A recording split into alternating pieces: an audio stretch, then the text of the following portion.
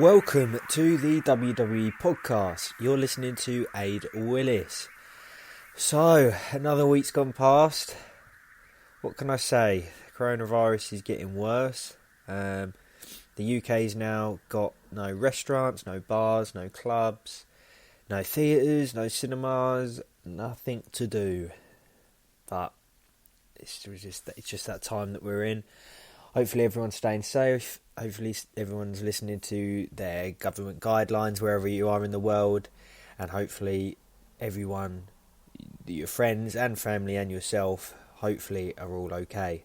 But of course, wrestling still keeps going. WWE keeps going. And that's the main thing that we're all fans of. We all need and we all have, luckily. So I'm bringing you this podcast reviewing Smackdown that was aired on the 20th, Friday the 20th. Again, it was behind closed doors at the Performance Centre, so I'll do my best to bring you what I think, what I want, and I hope you guys enjoy in this hard time. And of course, thank you so much for listening and tuning in, even in this hard time. If you're self-isolating or you're off work or whatever the situation is with yourself, just a big thank you, and I appreciate it. So it started off with Michael Cole in the ring talking about Rob Gronkowski being the WrestleMania host. Now, then it went to a Rob Gronkowski vignette of his history, which is good because apart from his part in WrestleMania 33, where he had that coming together with Jinder Mahal on outside the ring because he was front row, and then he obviously got in the ring and shoulder tackled him. If it was a shoulder tackle, wasn't it? It wasn't a spear. Yeah, it was shoulder tackle, and then his best mate Mojo Rawley won that battle royal. But it just seems a weird one for me because when this got announced, because I actually had no idea who this Rob Gronkowski was, apart from obviously his WrestleMania 33 appearance, or what he did, apart from that he played NFL. So, going from that very small part at Mania, and it was on the kickoff show, which, let's be honest, is normally just the superstars that either have no storylines or just aren't yet good enough for the main card, to then being a WrestleMania host. I mean, I can't quite remember if this was announced before or after the whole no fans behind closed door situation was announced. So, if it was after, then I can understand it because you wouldn't spend the money on a massive star, for example, like The Rock. And no, that isn't a rumour, and it wasn't a rumour, I'm just using him as an example. But if the show is behind closed doors, because of the scale of the actual show, it goes right down. So you're not going to spend the money on a massive star. I don't obviously know how much Rob Gronkowski costs, but I can't imagine it's going to be the same as having a Stone Cold or The Rock or someone like that.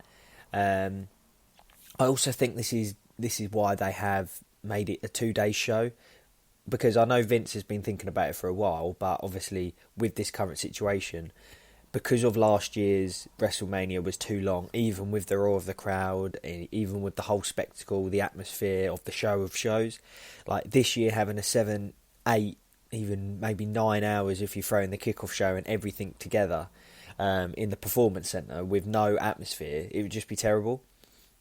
So I think the 2-day thing was an idea before, and this whole current situation of being behind closed doors has sort of like sped up Vince's decision, which I think it'll be better for this year. As I've just said, I don't think an 8-hour show behind closed doors with no atmosphere is going to be worthwhile. So it should be quite good. But then going back to Gronkowski being the host, another thing that seems weird is that he's Mojo Rawley's friend. Now, not the actual friend part, because obviously if he's mates, he's mates. But normally in WWE, and to be fair, any sport or any workplace, if you're friends with the boss or a person high up or of high popularity or importance, it's obviously easier to get your foot in the door. Yes, we don't all agree with that, but that is just life. It is who you know, not what you know. We all know that. However, I don't see Mojo as a big star, and he never has been. So it's not like a Brock Lesnar or Seth Rollins comes into Vince and goes, "Oh, look, I've been doing this for years. I'm a big star. I've got my best mate here. Blah, blah, blah, blah." But because of their status within the company, and with Vince, I feel like that would work, and it would almost make it acceptable in a way. Like I'd probably feel like I could understand it a little bit more. But with Mojo potentially going in there and being like, this is my best mate, it just seems a bit weird. But I think that is because I don't know who Rob Gronkowski is. Because, well, it just doesn't... It's just not something that I watch. The NFL, I'm from the UK, the NFL is not big here in any sort of way. I understand it's massive in America. Now, by all means, the first vignette of that Rob's NFL days looks impressive. He won the Super Bowl, which I know is huge, and he looks like he was or is a big star. So maybe it's just, as I said, because I'm from the UK, that star character isn't getting across in the same way. If a big footballer or soccer star from the UK or a British boxer was to get a part like that, then it would mean a lot more to me than it would from other people worldwide.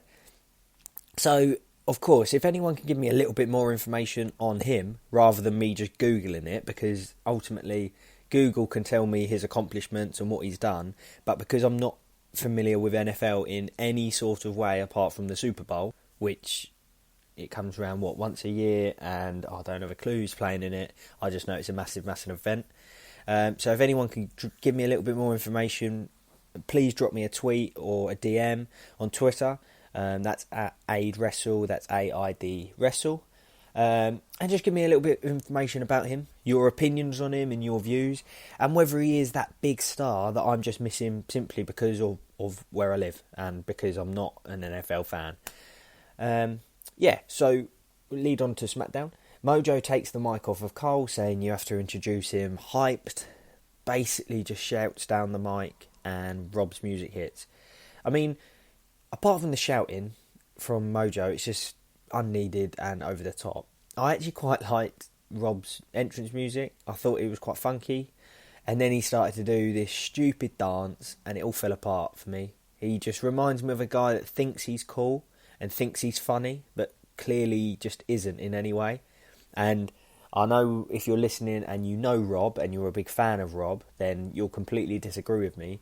But because I have no idea who he is, apart from, as I've said, he played in the NFL or plays in the NFL, I'm watching it on a completely neutral basis with no prejudgment at all. So I'm just watching it from what I think as he's coming out currently. He just looked like that to me. He just looked like an absolute idiot trying to get into WWE where it's not his place to be. He doesn't look comfortable in that role. Then he performed a quite a passionate, although it was very, very scripted, very stiff sort of speech, explaining to Michael Cole his love for wrestling from being at live shows before, and that he's going to be hyped even without fans. Now, one thing completely wrong with this promo was he had to face the hard camera. Now, if you've been watching WWE for as long as you say you have, and that you're in love with it, and you should clearly know how to stand when you're in the ring and where to look, regardless if the fans are there or not. They had to film this segment from a cameraman in the corner because Rob practically had his back to the normal hard camera, which is obviously in the fans, where the fans would be. Everyone knows that. Anyone that's watched wrestling knows that. Now, Mojo says that Rob should watch his back because you don't just get hit on the field like in NFL, you get hit anywhere in WWE, except he leads on to saying that he's going to have his back. Now, I am reading into this that Mojo could potentially attack him, or maybe he does genuinely mean that he's going to watch his back, but either way, to me, this means that some attack is going to happen. It's probably going to be at Mania, and there's quite a few rumours floating around about the Jinder Mahal return, which I actually thought was going to be at the Royal Rumble. I thought it was a lot closer than what it was at the time. I thought he was ready, which he clearly wasn't. But a Jinder Mahal return because of the Mania 33 part that Gronkowski played, and obviously attacking Jinder, leading to the Mojo win of the Battle Royal. Now, either way, I think this is poor. See, I'm not invested in Rob in any sort of way, and I find Mojo even more annoying when them two are together. Like, I don't like this forced character. I don't find them natural at all. I don't find them being themselves. I find Mojo Rawley is just being that hyped character that he was with Zack Ryder, but I think ever since like Zack Ryder sort of like drifted off, because Zack Ryder was the first one, wasn't he? He basically he was the first hype bro. Mojo Rawley joined in. They were okay together. I mean, sometimes it was funny, sometimes it was enjoyable to watch, and sometimes it wasn't. And then Zack Ryder's gone, and then Mojo has just taken it up a notch, and he just shouts and screams, and he jumps around all mental, and he was mental in that tag team partnership, but I don't know, to me it just looks very, very forced. And he had that dark side of his character that he just sort of all calmed down, and I much preferred that. It was very aggressive, and that seemed a little bit more natural to his build and his personality. And then they seem to have shifted back to this hype character, maybe because of Rob's coming back, I don't know.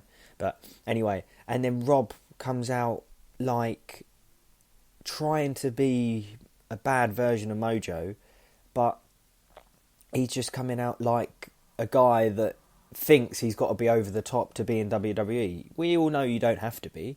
Of course, a lot of personalities are turned up a little bit, like turn the volume up, like exaggerate a little bit, emphasise things a little bit more. But ultimately, the characters at last are yourself. But then again, I don't know if that is himself. If that is him outside of WWE and NFL as well, then I'm completely wrong, and I'll put my hands up, but because I don't know him. But anyway, Jinder Mahal returning, on the other hand, I think would be good, because I like him as a heel.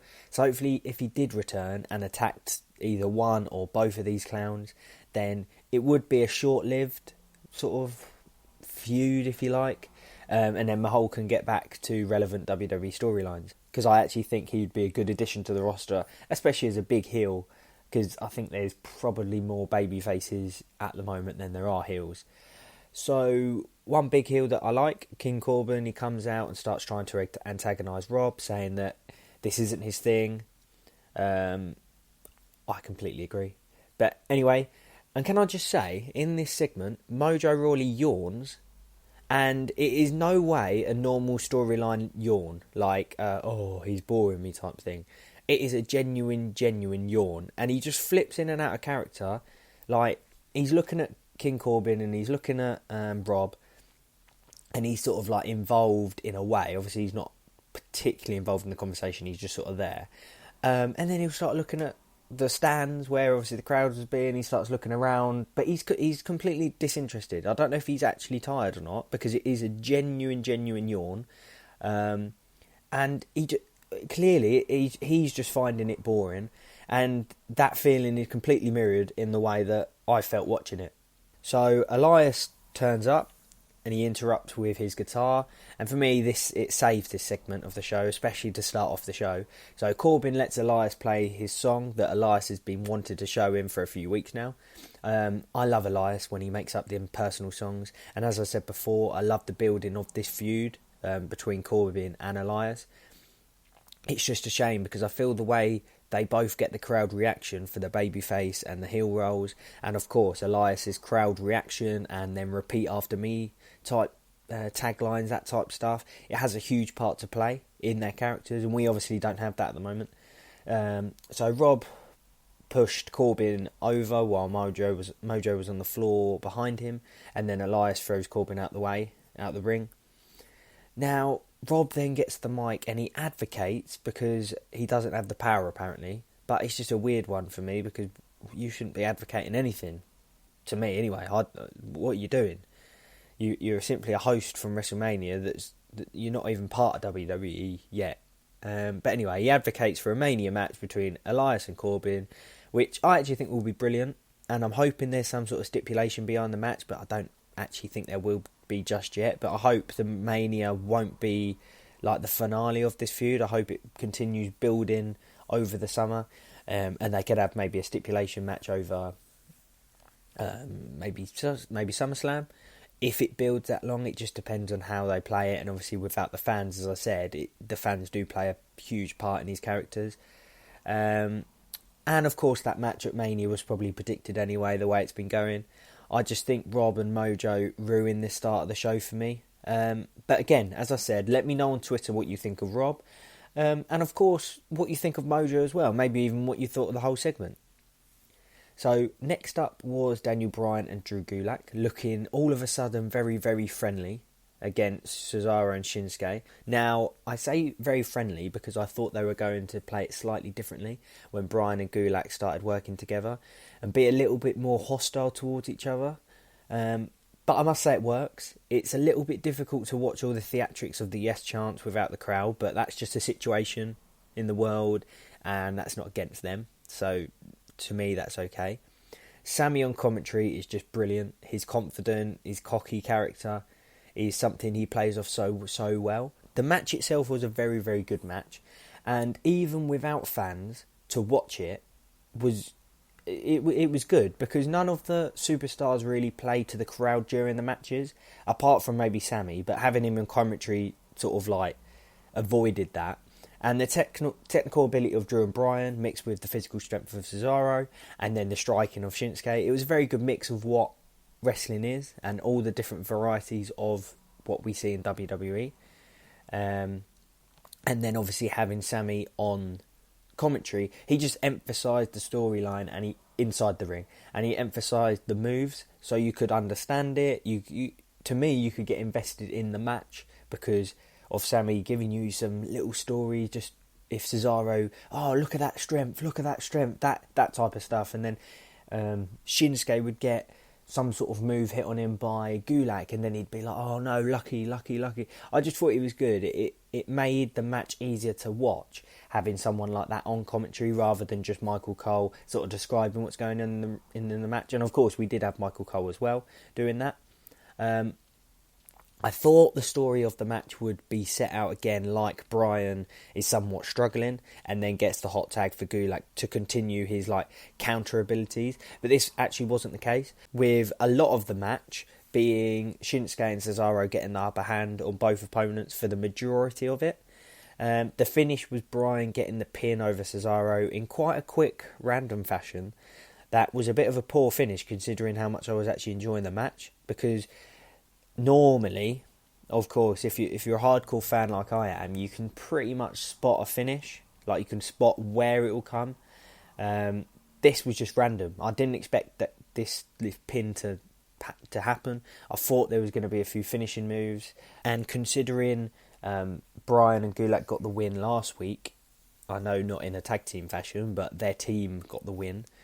I thought they'd throw the win to the other side this week, but they didn't. Obviously, Bryan got the win again. But there wasn't any of Gulak's usual counters, and the whole game plan which he sets out, which overcomes his opponents, like what we saw when he fought Bryan at Elimination Chamber. It was a bit of a shame, because that is the whole point of Bryan being together with him. That's what I thought. Like, learning from Gulak's counters and like improving. Now, this didn't happen this week, which I hope is a one-off, because otherwise the whole concept of what they are together and what they created has sort of like disappeared. Now, this is actually probably and hopefully proven wrong when all five guys meet backstage, and then Daniel Bryan offers Sammy a match for the Intercontinental title at Mania with Gulak's teaching, saying with Gulak's teaching he can overcome this and beat Sammy. Now, however, his reply is if Gulak can beat Shinsuke next week, then he will agree. So hopefully his match next week will be more of a counter type style, which we saw at the Elimination Chamber. No doubt he's going to win, and then Bryan versus Sammy for the Intercontinental title. I wouldn't be surprised if Daniel Bryan won, but then I wouldn't be surprised if Sammy keeps it, actually. I was going to say that if Bryan won and then had a feud with Gulak, if Gulak turned on him, because I can see that happening, and then having a sort of feud for the title. But then Sammy is a good champion, and the three guys in Sammy, Shinsuke and Cesaro is actually sort of working quite well at the moment. So I wouldn't be surprised if either way, and I wouldn't be surprised if this sort of matchup carries on and this sort of feud carries on about the three of them versus the two of them. So yeah, I'm quite excited for that. I was quite impressed really with this segment, especially without the fans and how they handled it. So, Michael Cole introduces Paige, which is on a type of Skype or FaceTime or whatever, on the big screen. Bayley and Sasha Banks immediately interrupts, come into the ring, and they begin arguing in what is again quite a good, and it's actually quite interesting segment, with Bayley claiming no past, future or present can beat her unless Paige wanted to do something about it, which she can't. So I'm hoping and praying that this has some sort of meaning for a future return of Paige in ring. But let's be honest, I'm not getting my hopes up because of her injuries. And even Paige says this, like she says, I can't, blah, blah, blah, it breaks her heart. Paige goes on to announce Bayley's match, as she's apparently spoken to her friends at Fox. And they're letting her be the one to tell Bayley what her match is. So she will defend it against Lacey Evans, Dana Brooke, Tamina, Naomi, and finally Sasha.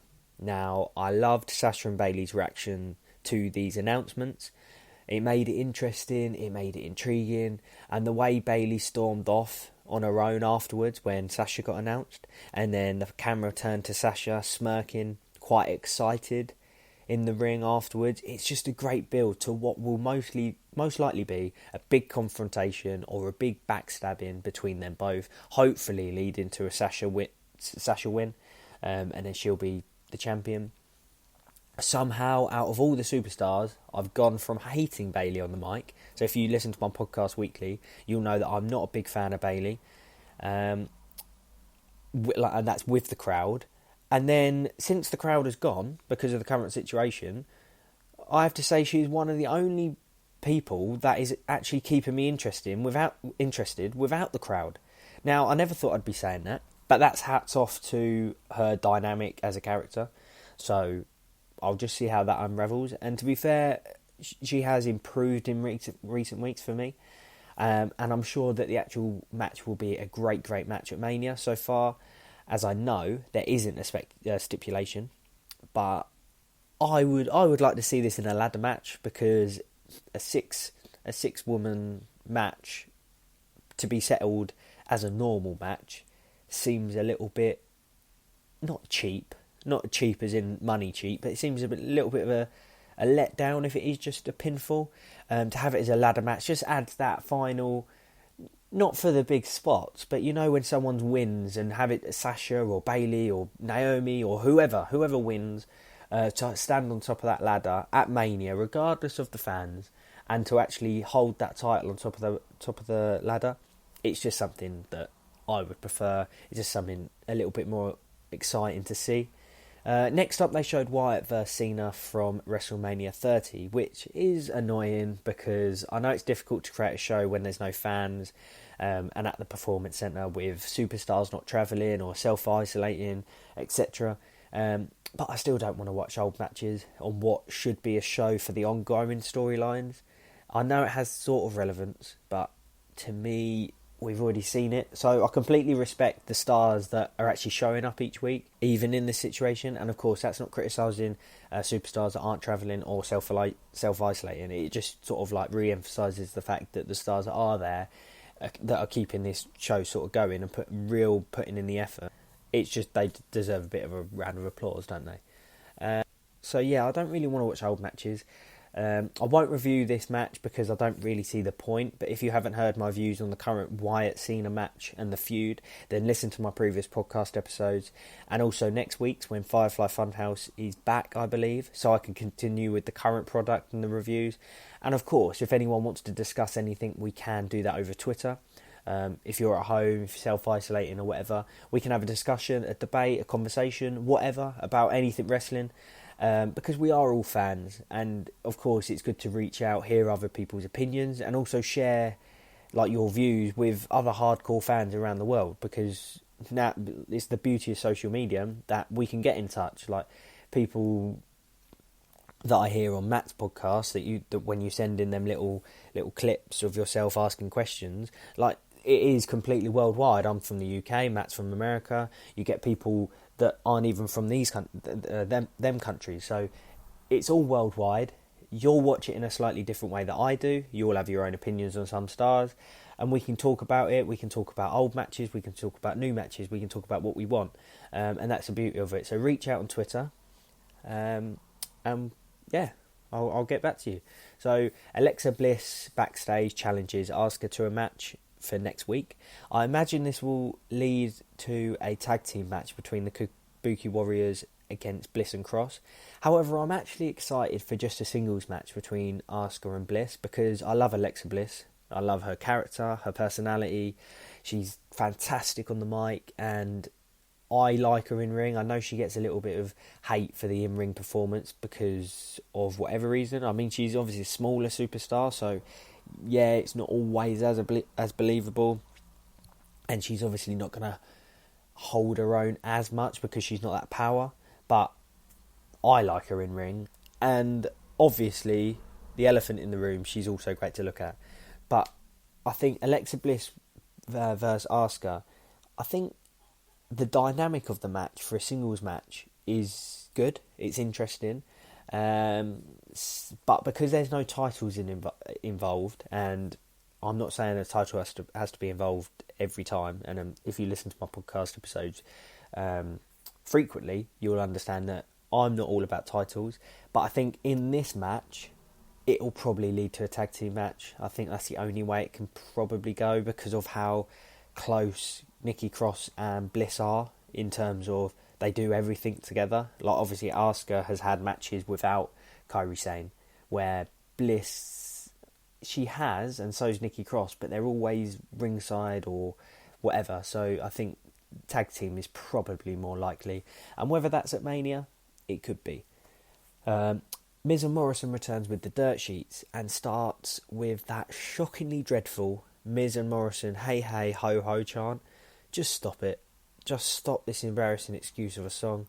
If you want fans to sing for you, it's got to be catchy, and for me it's got to be fan worthy and also organic. Like, you can't force fans to sing for you if you're not performing well. And as I said last week in my episode, and not giving us what we want to see. Interest in mic work or interest in ring content or the in-ring performances. So that's just a little bit of a gripe for me.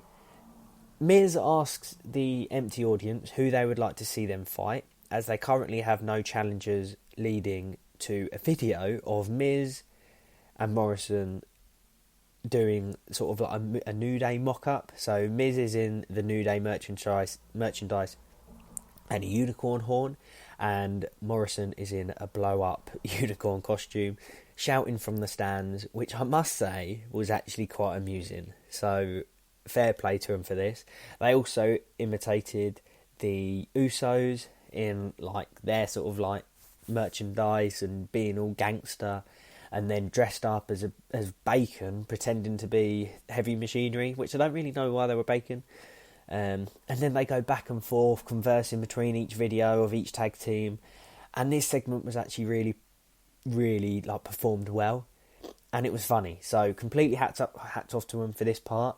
I mean, it was pre-recorded, so that might have helped them a little bit. Maybe they're not always as good as with the live stuff, but like this part was actually really funny. Heavy Machinery interrupts the dirt sheets for a match, meaning that if they win, they get a Mania match for the titles.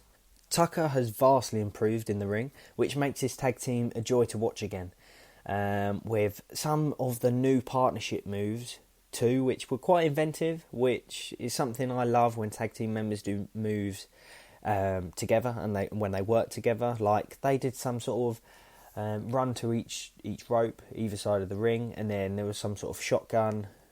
Tucker shoots Otis with a shotgun and he pretends to fall over and lands on the opponent in the ring.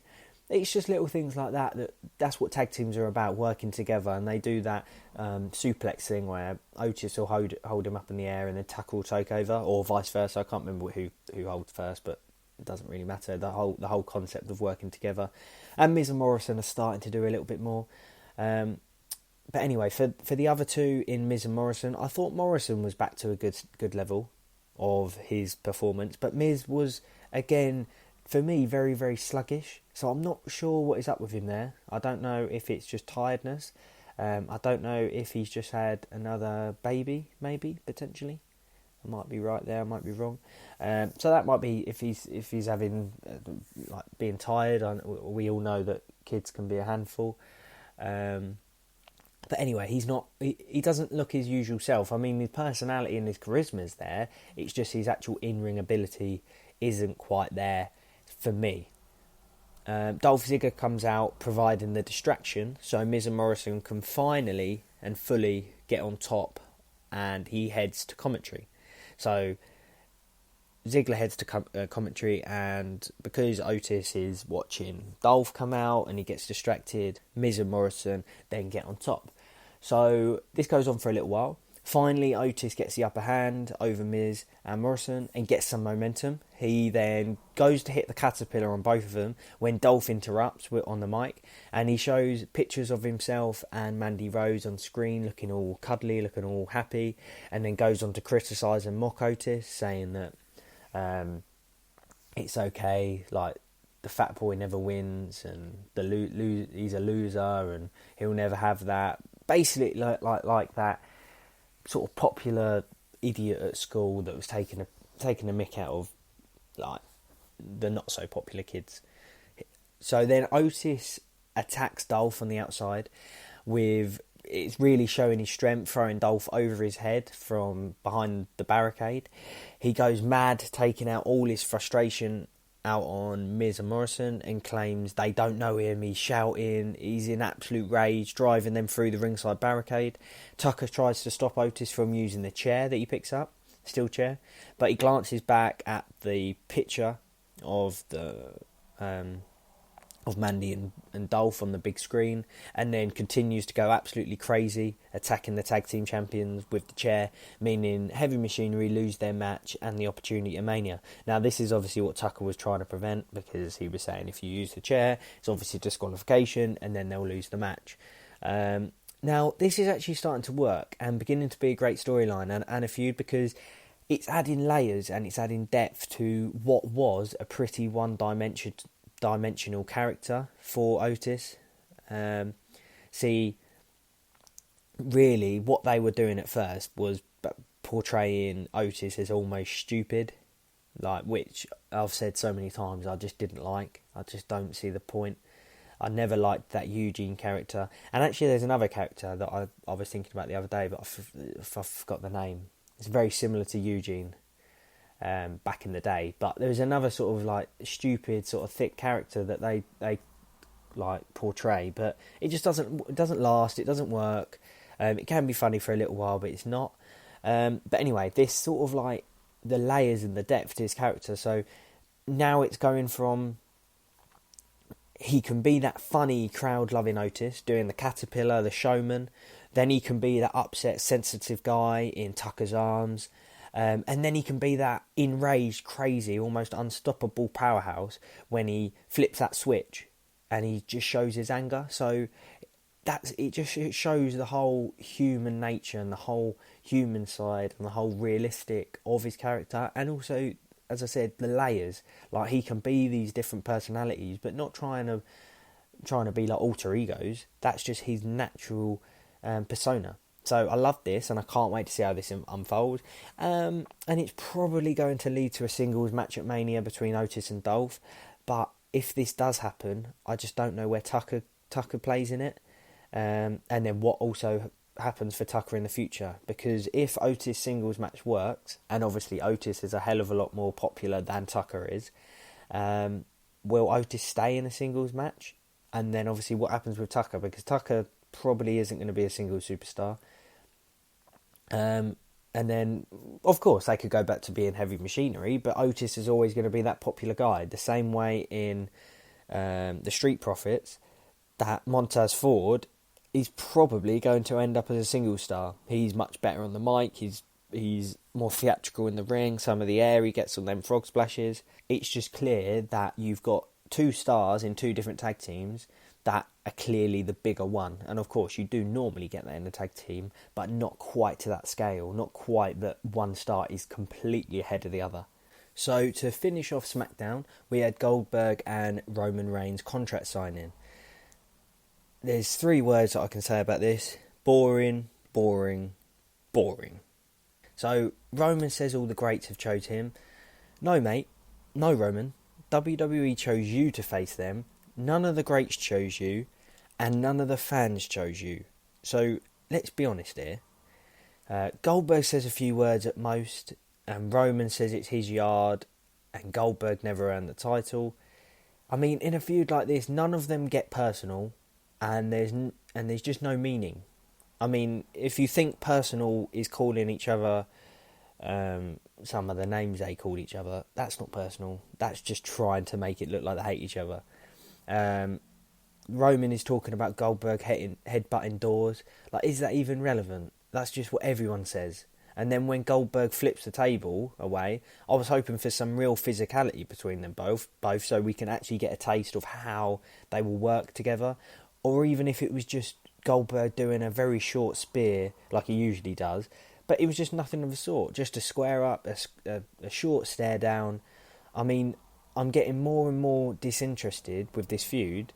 It just seems irrelevant. And to not even have any sort of physicality between them.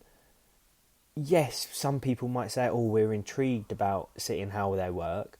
Well, for me, Goldberg has completely lost it in ring. Roman Reigns is a good worker in ring, granted, but Goldberg can't last a matter of any longer than like bloody 3 minutes in a ring, can he, anymore? So, or like with actual physical work, like, yeah, he can stand there for a few minutes like he did with the Fiend, but so how's it going to work? Roman Reigns shouldn't be in a match that lasts minutes. He should be in a hard fought match. We'll have to see. I mean, I might be completely wrong, and I might be eating my words, but let's look at the past. The past repeats itself, and Goldberg is just not that superstar anymore. The only thing that I'm actually sort of glad about, and it's actually a rumour that I didn't start. I was reading about it, but I was also thinking it before. So when I read it even more, I was like, oh, I'm glad that this actually could happen, and that other people are also seeing it as well.